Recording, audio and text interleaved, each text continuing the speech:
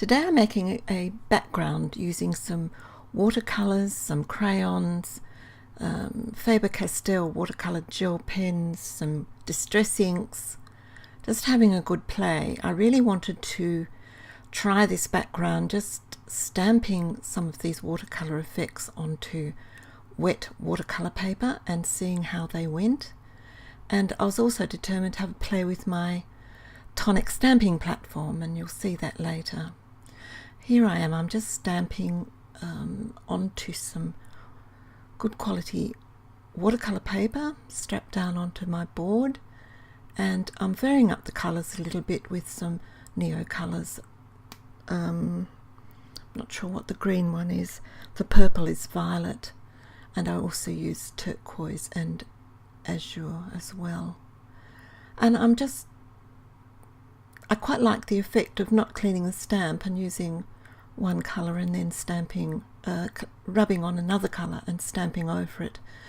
And the background ended up looking quite bright here, but of course it dries much paler. But I really was just playing and I wasn't sure. There you are, you can see it there. I've gone round the edges and cut them down into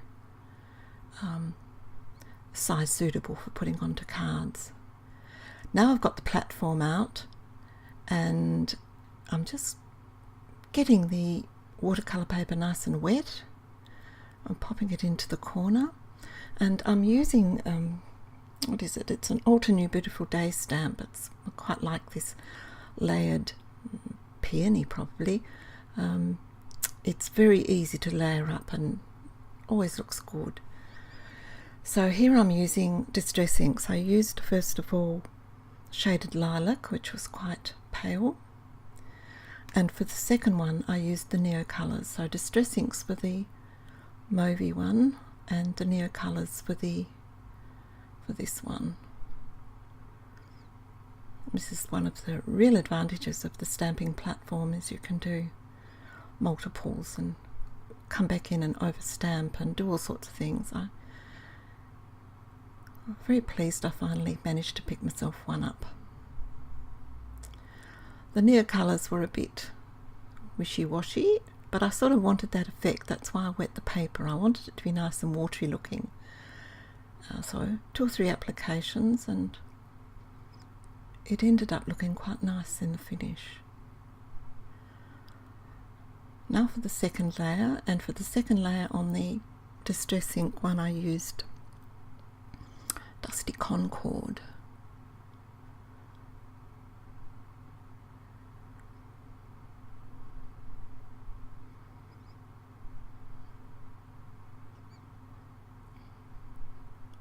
To give it a bit more depth. 2 or 3 stamps each time. Remember the paper's quite wet still at this stage. And the first colour on the neo colours was the turquoise green, and this one is azurite blue.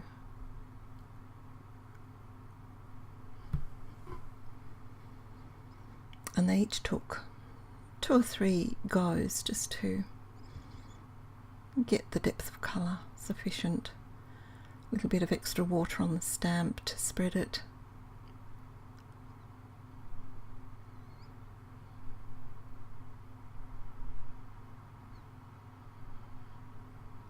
It worked pretty well, really.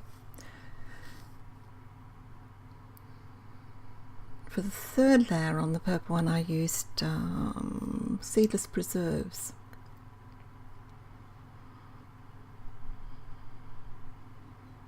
Much deeper colour. I'm nearly going off the edge of the video. I'm sorry about that.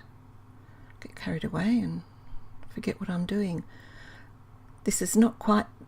These cards are not like I normally make at all. They're quite sort of fussy really, but I did enjoy it, and I tried quite a few things with the stamping and the platform and the watercolour paper that I've been wanting to try so I spent the whole morning playing, so it was lovely. The third colour I'm using on the green one is violet, and third neo colour.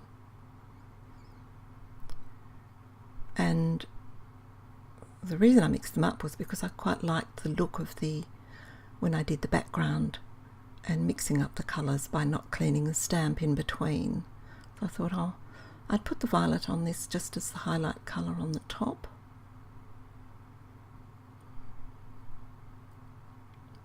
And to break up the blue a little.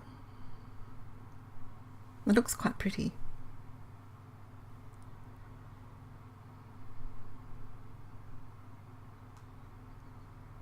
Now all that remains to be done is the outline over the top, and I did that in, stamped that in VersaFine Onyx Black,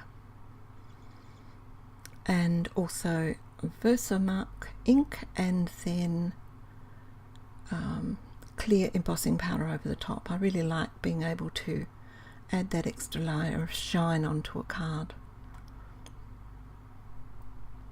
And it's amazing how the black outline, just even the glossy outline, just gives so much definition for these little images.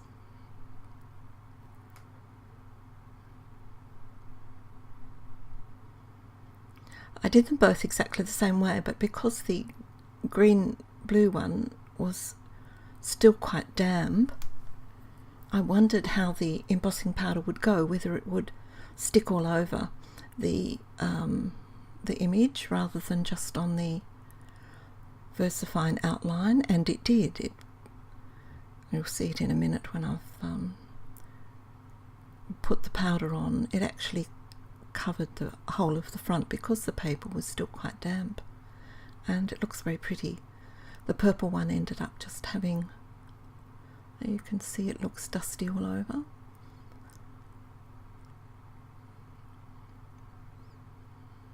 Just heat setting it there. I think I hold it up. Yes, there I go. You can see the shine is all over the flower itself. This one, because it was drier, just the outline is glossy, and that looks pretty too.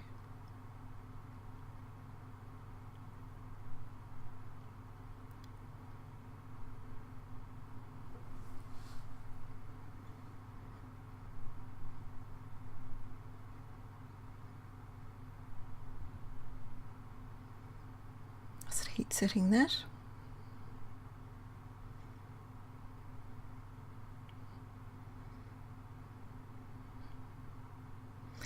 Now to cut them out, getting the die out, and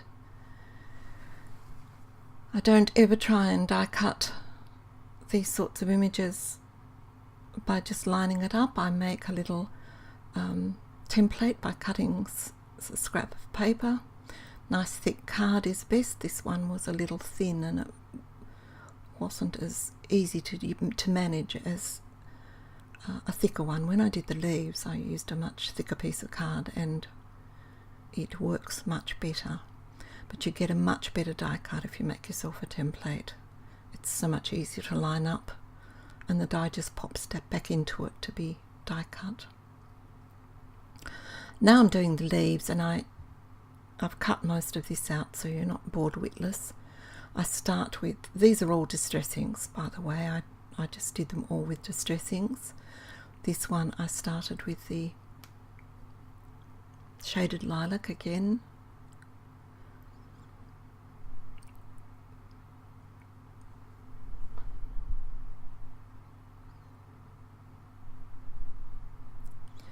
To give them 2 or 3 coats because it's a very pale ink, that one. Now the next layer of this one I used peacock feathers because I wanted to bring that variation of colour back in. The other one you can see at the top was peacock feathers on the top, and I think seedless preserves on the bottom as the next layer. So they're sort of reversed basically. The one I'm doing at the moment is a little more pale than the top one. It was a little more vibrant, but they both look quite pretty.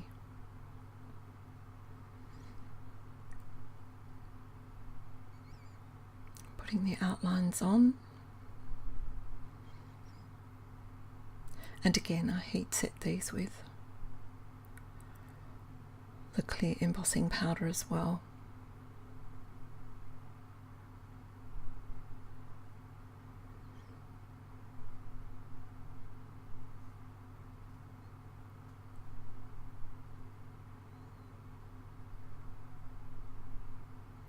That's the second one, the peacock feathers and the seedless preserves. Just pulling out the dies and getting them cut out. I've used this stamp set many times, it's quite pretty. I've cut out the cards, you can see them at the top there, just plain white, Nina Solar white card bases, and the larger one has a darker purple matte and the smaller one has a pearlized mauvey colour paper matte.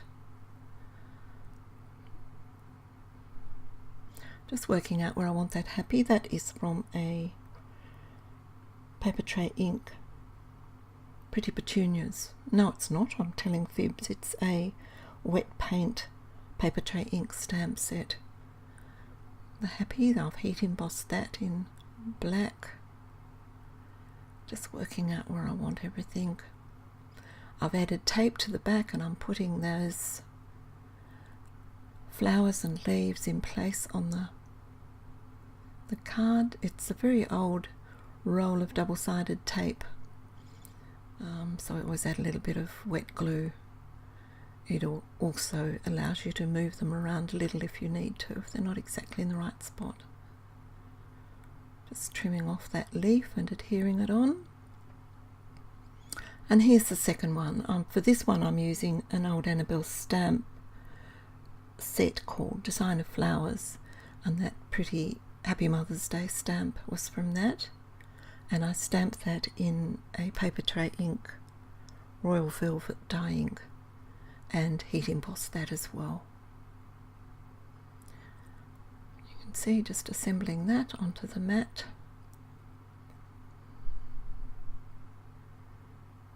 Just using the Helma wet glue. To the Mother's Day on that, I did make one with white heat embossing, and it was pretty ugly, so I ended up stamping Mother's Day in purple ink, again the paper tray ink, Royal Velvet, and made a little Mother's Day tab there, and there it is. Just to finish it off, I found some, I call these my oil slick beads. They're black and some of them are gold and some of them are blue and some of them are green, but these ones were purple, so they look quite smart. So I just put 3 little beads on this card. Seeing as it's a fussy card anyway, I thought, well, let's fuss it up a little more. And for this one I just put clear water drops, and that's my